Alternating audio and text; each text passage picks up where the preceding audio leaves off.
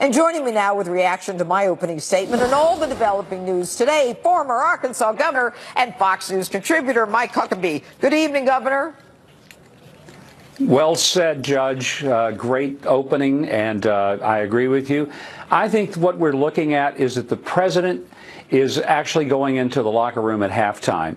And let's be fair, I think that from the public perception, maybe he's a touchdown behind right now. It looks like Nancy Pelosi has won. But this game isn't over. This is halftime of the Super Bowl. And it looks like the Democrats are going to overplay their hand. And when they do, and he comes to play the second half, he's got a chance to really put this one and take it home. Let me ask you this. Look, we've got this committee that's going to be working for until February 15th. And they're supposed to come up with a resolution. How do you feel about this committee coming up with some kind of resolution?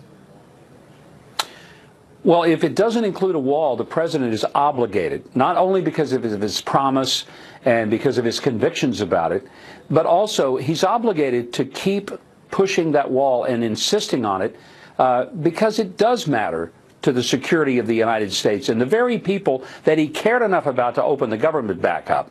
I wish Nancy Pelosi had cared very much at all about the 800,000 workers. Sure. I wish the Democrats had some interest in what happens to the Dreamers, but they really don't. They're just political pawns to them. So the president has an opportunity, and if the court rules against him, Judge, I think he's got to defy the court on this and say one single federal judge does not have the power to overrule an elected president and change the entire country's agenda and force that to the Supreme Court, where I believe he will win if it goes there, and it needs to go there quickly. Well, I believe that the president will, temporarily abide by whatever injunction if he's enjoined, but that it will get a speedy resolution by the Supreme Court. But it doesn't always have to go to the Ninth Circuit. I mean, the Ninth Circuit is a circus, and it's a waste of time, and it goes on and on and on. Let's see what happens in the end with that. But if there is a continuing resolution, kicking the can down the road, separate and apart from the wall, the president will use his emergency powers. Do you agree with that?